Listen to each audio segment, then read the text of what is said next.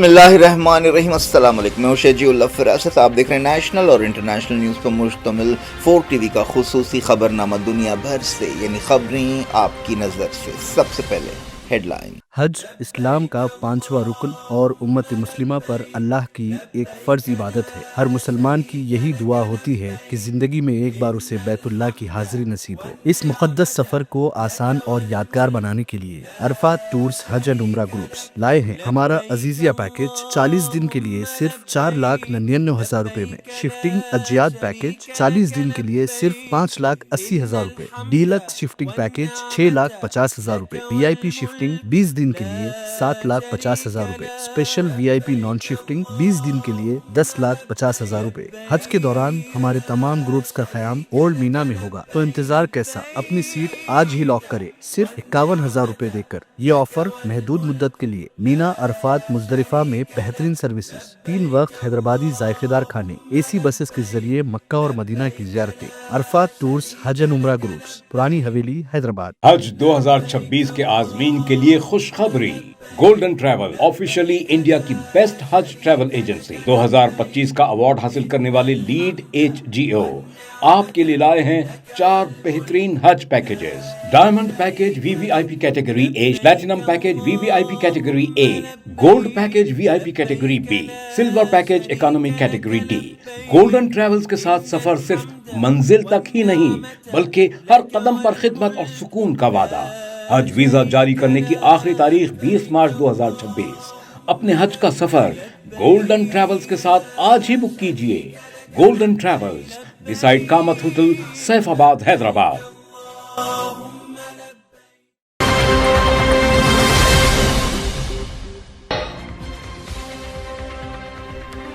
Libya کے army chief Ankara کے قریب پلین کریش میں ہلاک، 3 دن کے سوگ کا اعلان۔ ترکی نے کہا سبوتاژ نہیں، تکنیکی خرابی ہے۔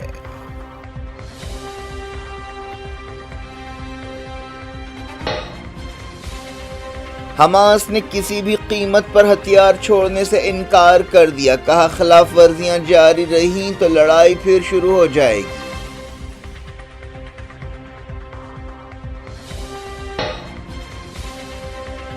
مغربی کنارے میں 19 یہودی بستیاں منظور، فلسطینی اتھارٹی نے کہا اسرائیل فلسطینی زمین پر کنٹرول پھیلا رہا ہے۔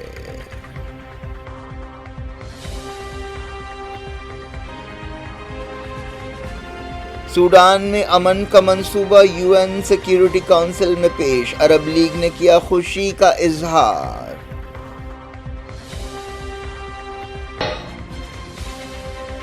یوکرین جنگ ختم کرنے کے لیے زیلنسکی کا امن منصوبہ، رشیا کے جواب کا انتظار، تجویزوں کو امریکہ کی تائید۔ تھائی لینڈ اور کمبوڈیا کے بیچ لڑائی پھر شروع ہو گئی، سیز فائر کی بات چیت بھی جاری۔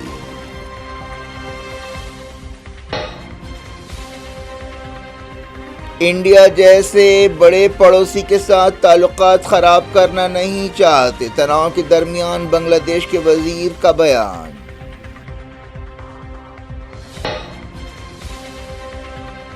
بنگلہ دیش میں مہلوک لیڈر کے بھائی نے یونس حکومت پر سنگین الزامات لگائے، کہا الیکشنز کو پٹری سے اتارنا چاہتے ہیں۔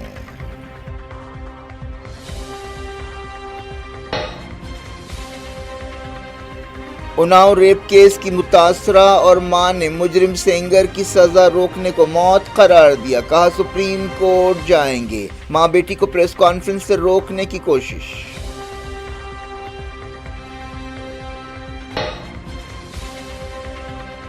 شیو سینا UBT اور MNS مہاراشٹر بلدی الیکشنز مل کر لڑیں گے، ادھو اور راج ٹھاکرے نے کیا اعلان۔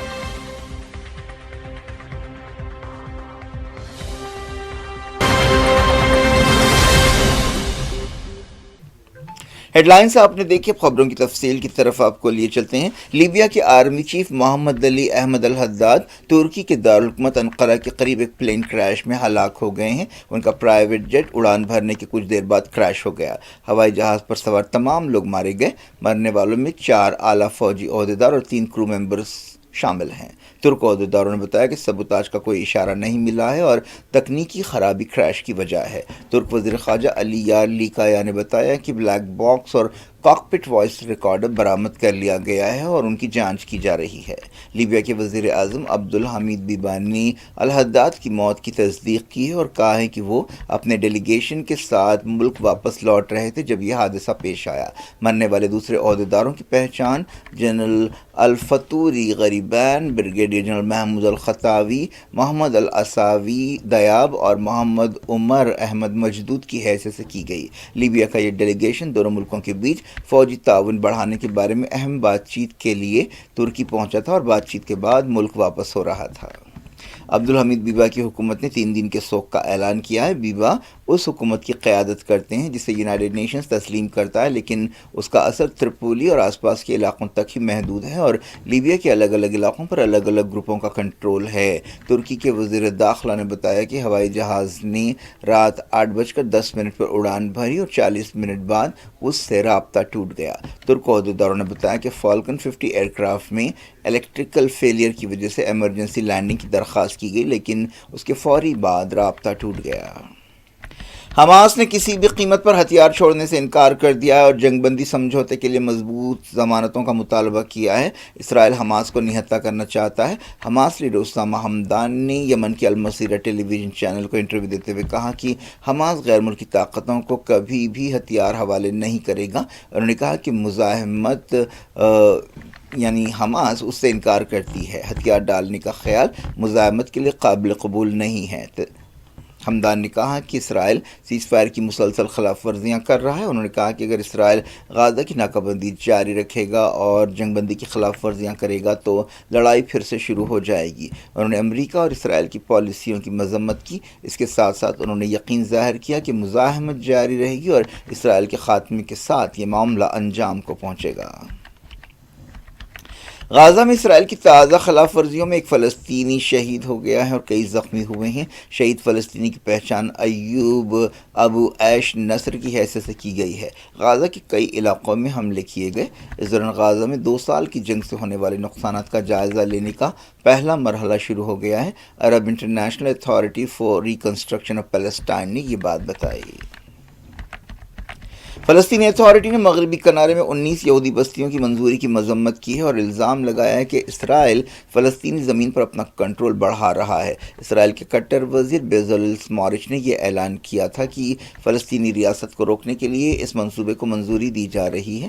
رام اللہ سے کام کرنے والی فلسطینی اتھارٹی نے اس منصوبے کو ایک خطرناک قدم قرار دیا اور کہا کہ یہ نسل کشی کی پالیسیوں کا حصہ ہے۔ امریکی صدر ڈونلڈ ٹرمپ نے خبردار کیا ہے کہ اگر اسرائیل مغربی کنارے پر قبضہ کرتا ہے تو وہ امریکی تائید سے محروم ہو جائے گا۔ اسرائیل نے 1967 کی جنگ کے دوران مغربی کنارے پر قبضہ کیا تھا۔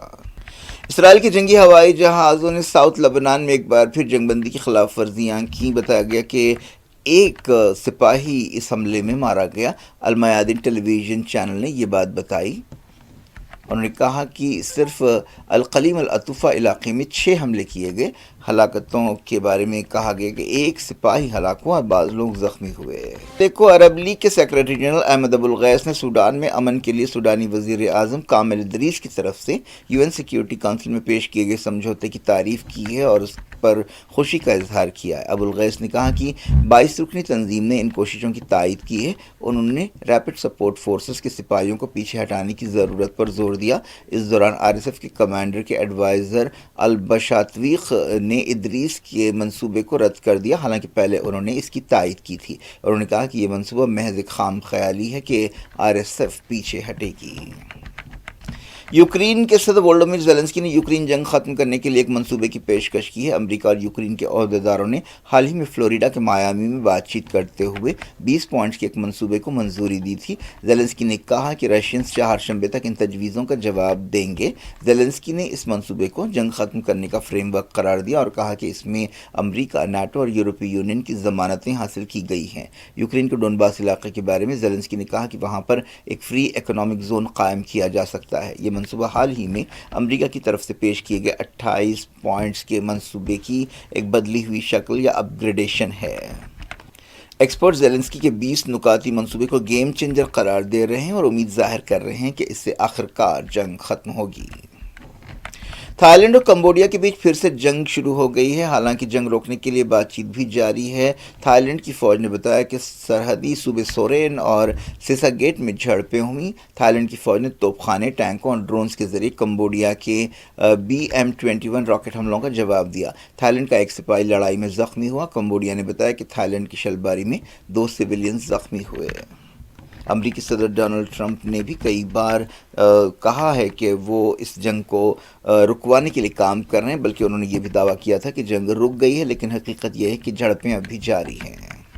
وینزویلا نے الزام لگایا کہ امریکہ بڑے پیمانے پر جبری وصولی کر رہا ہے۔ وینزویلا کے نمائندے نے نیو یارک میں UN سیکیورٹی کونسل کے ایمرجنسی سیشن میں یہ الزام لگایا۔ حال ہی میں امریکہ نے وینزویلا کے 2 آئل ٹینکرز پر قبضہ کر لیا تھا اور وینزویلا کی عملاً ناکہ بندی کی ہے۔ وینزویلا کے سفیر نے اسے سمندری لوٹ سے بھی بدتر حرکت قرار دیا۔ سیکیورٹی کونسل کی ہنگامی میٹنگ میں ٹینکرز کی ضبطی کے بارے میں بات چیت کی گئی۔ اس دوران امریکہ نے کہا ہے کہ وہ وینزویلا کے ایک اور ٹینکر کا پیچھا کر رہا ہے۔ بنگلہ دیش کے وزیر فائنانس صالح الدین احمد نے کہا ہے کہ عبوری حکومت انڈیا جیسے بڑے پڑوسی کے ساتھ تعلقات خراب کرنا نہیں چاہتی، بلکہ تعلقات کو اور بہتر اور مضبوط بنانا چاہتی ہے۔ سیکریٹریٹ میں ایک میٹنگ کے بعد خطاب کرتے ہوئے احمد نے کہا کہ چیف ایڈوائزر محمد یونس شخصی طور پر نئی دہلی کے ساتھ تناؤ کم کرنے کی کوششیں کر رہے ہیں اور اس میں دلچسپی رکھتے ہیں۔ حالیہ عرصے میں انڈیا اور بنگلہ دیش کے درمیان تعلقات میں بدترین تلخیاں پیدا ہوئی ہیں۔ بنگلہ دیش کی عبوری حکومت 12 فروری کو الیکشنز کرا رہی ہے۔ بنگلہ دیش میں حال ہی میں ہلاک اسٹوڈنٹ لیڈر شریف عثمان ہادی کے بھائی نے یونس حکومت پر سنگین الزامات لگائے ہیں اور کہا ہے کہ یہ ہلاکت ان لوگوں کی کارستانی ہے جو حکومت میں ہیں اور الیکشنز کو پٹری سے اتارنا چاہتے ہیں۔ انقلاب منچ کے کنوینر شریف عثمان ہادی کی ہلاکت کے بعد بنگلہ دیش میں بڑے پیمانے پر گڑبڑ کے واقعات پیش آئے تھے، جس کے دوران انڈیا کے مشنز پر حملے کیے گئے تھے، سڑکیں بند کر دی گئی تھیں اور ایک ہندو نوجوان کو گستاخی کا الزام لگاتے ہوئے مار کر ہلاک کر دیا گیا تھا اور لاش کو جلا دیا گیا تھا۔ عثمان ہادی کے بھائی عمر ہادی نے حکومت کو وارننگ دیتے ہوئے کہا کہ تم نے عثمان ہادی کو مارا ہے، تم اس مسئلے کا استعمال الیکشن کو ٹالنے کے لیے کرنا چاہتے ہو۔ ایک دن پہلے بنگلہ دیش میں ایک ہندو نوجوان کی موب لنچنگ کے خلاف انڈیا کے کئی شہروں میں بڑے پیمانے پر مظاہرے ہوئے تھے، جن میں دہلی، حیدرآباد، کولکتہ، جموں اور دوسرے شہر شامل ہے۔ ان مظاہروں کے دوران دہلی میں بنگلہ دیشی ہائی کمیشن پر حلہ بول دیا گیا تھا اور بیریکیڈز توڑ دی گئی تھیں۔ اس موقع پر احتجاجیوں اور پولیس میں جھڑپیں ہوئی تھیں۔ ڈھاکہ میں انڈیا کے سفیر کو طلب کرتے ہوئے اس مسئلے پر احتجاج کیا گیا تھا۔ جمعرات کو سابق وزیر اعظم بنگلہ دیش خالدہ ضیاء کے بیٹے طارق رحمان کی ڈھاکہ واپسی کی تیاریاں جاری ہیں۔ وہ 17 سال لندن میں جلا وطنی کی زندگی گزارنے کے بعد واپس آ رہے ہیں۔ وہ ایک نازک وقت بنگلہ دیش واپس آ رہے ہیں۔ انہیں خالدہ ضیاء کا سیاسی جانشین سمجھا جا رہا ہے۔ خالدہ ضیاء ان دنوں کافی بیمار ہیں۔ 2017 کے اناؤ ریپ کیس کی متاثرہ لڑکی نے اس معاملے کے مجرم کلدیپ سنگھ سینگر کی سزا سسپینڈ کرنے کے دہلی ہائی کورٹ کے فیصلے کی مذمت کی ہے اور کہا ہے کہ یہ فیصلہ ان کے خاندان کے لیے موت کے برابر ہے اور وہ اس فیصلے کے خلاف سپریم کورٹ جائیں گی۔ ہائی کورٹ نے جمعرات کو BJP سے نکالے گئے لیڈر کلدیپ سنگھ سینگر کی سزا روکنے کا حکم دیا تھا۔ تب تک اس کی جو درخواست ہے، اپیل ہے، اس کا ہائی کورٹ میں فیصلہ نہیں ہو جاتا۔ بعض شرطوں پر عدالت نے سینگر کو ضمانت پر چھوڑا ہے۔ اسے اس کیس میں 10 سال جیل کی سزا سنائی گئی تھی اور اس نے اس سزا کے خلاف اپیل کی ہے جو پینڈنگ ہے۔ متاثرہ لڑکی نے فون پر PTI نیوز ایجنسی کو بتایا کہ اگر اس طرح مجرم چھوٹتے رہیں یا اس طرح کے مجرم چھوٹتے ہیں تو ملک کی بیٹیاں کیسے محفوظ رہیں گی؟ یہ فیصلہ ہمارے لیے موت سے کم نہیں ہے۔ پیسے والے لوگ جیت جاتے ہیں اور غریب لوگ ہار جاتے ہیں۔ اناؤ ریپ کیس پر پورے ملک میں غصے کا اظہار کیا گیا تھا۔ اس واقعے کے وقت متاثرہ لڑکی نابالغ تھی۔ حیران کرنے والے ایک واقعے میں نیند فوجی دستے کے سپاہیوں نے اناؤ ریپ کیس کی متاثرہ لڑکی اور اس کی ماں کو میڈیا سے خطاب کرنے سے روکنے کی کوشش کی۔ انہیں چلتی بس سے اترنے کے لیے مجبور کیا گیا۔ یہ لوگ سینگر کی ضمانت کے خلاف احتجاج کر رہے تھے۔ بعد میں متاثرہ لڑکی کی ماں نے میڈیا کو بتایا کہ ہمیں انصاف نہیں ملا ہے، میری بیٹی کو ہوسٹیج بنایا گیا، ایسا معلوم ہوتا ہے کہ یہ لوگ ہمیں مارنا چاہتے ہیں۔ CRPF کے لوگ بچی کو لے گئے اور مجھے سڑک پر چھوڑ دیا۔ महाराष्ट्र में उद्धव ठाकरे और राज ठाकरे की पार्टियों के बीच आने वाले बलदी इलेक्शंस में इत्तेहाद का बाकायदा ऐलान कर दिया गया। इस पर तबसरा करते हुए महाराष्ट्र के चीफ मिनिस्टर देवेंद्र फडणवीस ने कहा कि ये रशिया यूक्रेन सीज़फायर की तरह है। उद्धव ठाकरे और राज ठाकरे के दरमियान कई साल तक ताल्लुकात में तल्खियाँ थीं। 15 जनवरी को महाराष्ट्र के 29 कॉरपोरेशंस में इलेक्शंस होने वाले हैं। राज ठाकरे ने इत्तेहाद का ऐलान किया और कहा कि मुंबई का अगला मेयर मराठी होगा। उन्होंने कहा कि महाराष्ट्र के लोग इस लम्हे का इंतज़ार कर रहे थे। राज ठाकरे की प्रेस कॉन्फ्रेंस के दौरान उद्धव ठाकरे भी मौजूद थे। उद्धव ठाकरे ने यकीन ज़ाहिर किया कि मुंबई हमारा साथ देगा, हर सूरत में साथ देगा। सीनियर कांग्रेस लीडर विजय वडेट्टीवार ने कहा कि कांग्रेस MVA और इंडिया इत्तेहाद की पाबंद है। उन्होंने राज ठाकरे और उद्धव ठाकरे के दरमियान सुलह पर खुशी का इजहार किया और कहा कि जब एक ख़ानदान मुत्तहिद होता है और इलेक्शन लड़ता है तो हमें मायूस होने की कोई ज़रूरत नहीं है, हम उन्हें मुबारकबाद देते हैं। ऐसे अंदाजे लगाए जा रहे हैं कि NCP अजित पवार ग्रुप आज़ादाना तौर पर मकामी इलेक्शंस में मुकाबला कर सकता है। अगर ऐसा होता है तो ये BJP के महायुति इत्तेहाद के लिए एक धक्का है। क्या कुछ हो रहा है आपकी दुनिया में, आखिर में हेडलाइंस दुनिया भर से एक बार फिर देखते हैं। हज इस्लाम का 5वां रुकन और उम्मत मुस्लिमा पर अल्लाह की एक फ़र्ज इबादत है। हर मुसलमान की यही दुआ होती है कि ज़िंदगी में एक बार उसे बैतुल्लाह की हाज़िरी नसीब हो। इस मुक़द्दस सफ़र को आसान और यादगार बनाने के लिए अरफात टूर्स हज एंड उम्रा ग्रुप्स लाए हैं हमारा अजीज़िया पैकेज 40 दिन के लिए सिर्फ 4,99,000 रुपए में, शिफ्टिंग अजियात पैकेज 40 दिन के लिए सिर्फ 5,80,000 रुपए, डीलक्स शिफ्टिंग पैकेज 6,50,000 रुपए, VIP शिफ्टिंग 20 दिन के लिए 7,50,000 रुपए, स्पेशल VIP नॉन शिफ्टिंग 20 दिन के लिए 10,50,000 रुपए। हज के दौरान हमारे तमाम ग्रुप्स का क़याम ओल्ड मीना में होगा, तो इंतजार कैसा, अपनी सीट आज ही लॉक करे सिर्फ 51,000 रुपए देकर। ये ऑफर महदूद मुद्दत के लिए। मीना, अरफात, मुजदलिफा में बेहतरीन सर्विसेज, 3 वक्त हैदराबादी जायकेदार खाने, AC बसेस के जरिए मक्का और मदीना की ज़ियारतें। अरफात टूर्स हज एंड उम्रा ग्रुप्स, पुरानी हवेली, हैदराबाद। हज 2026 के आज़मीन के लिए खुशखबरी। गोल्डन ट्रैवल ऑफिशियली इंडिया की बेस्ट हज ट्रैवल एजेंसी 2025 का अवार्ड हासिल करने वाले लीड HGO आपके लिए लाए हैं 4 बेहतरीन हज packages. Diamond package VVIP category A, platinum package VVIP category A, gold package VIP category B, silver package economy category D। Golden travels के साथ सफर सिर्फ मंजिल तक ही नहीं बल्कि हर कदम पर खिदमत और सुकून का वादा। हज वीजा जारी करने की आखिरी तारीख 20 मार्च 2026। अपने हज का सफर गोल्डन ट्रैवल्स के साथ आज ही बुक कीजिए। Golden travels, beside Kamat hotel, Saifabad, Hyderabad.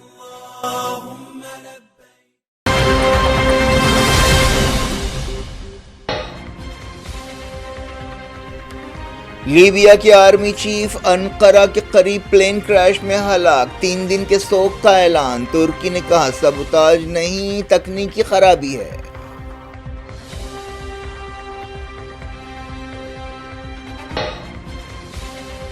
Hamas ने किसी भी कीमत पर हथियार छोड़ने से इनकार कर दिया। कहा खिलाफ वर्जियां जारी रहीं तो लड़ाई फिर शुरू हो जाएगी।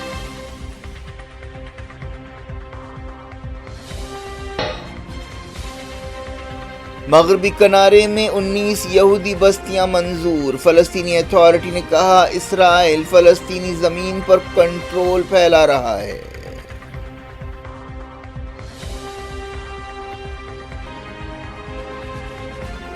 सूडान में अमन का मंसूबा UN सिक्योरिटी काउंसिल में पेश। अरब लीग ने किया खुशी का इजहार।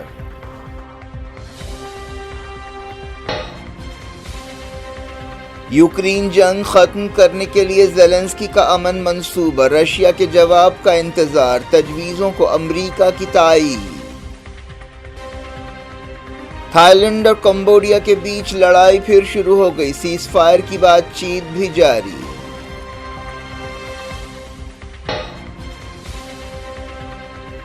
इंडिया जैसे बड़े पड़ोसी के साथ ताल्लुकात ख़राब करना नहीं चाहते। तनाव के दरमियान बांग्लादेश के वजीर का बयान।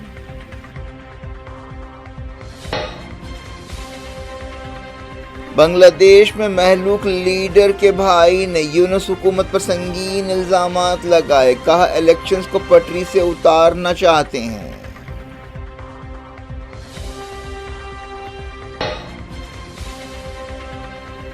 اناؤ ریپ کیس کی متاثرہ اور ماں نے مجرم سینگر کی سزا روکنے کو موت قرار دیا، کہا سپریم کورٹ جائیں گے، ماں بیٹی کو پریس کانفرنس سے روکنے کی کوشش۔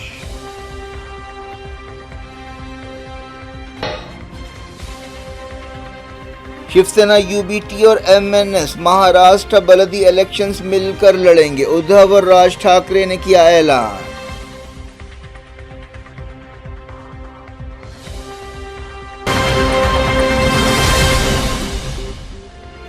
یہ تھی آج کی خبریں۔ شجیع الافراد خود نہیں، اجازت اور اپنا بے حد خیال رکھنا۔ اللہ حافظ۔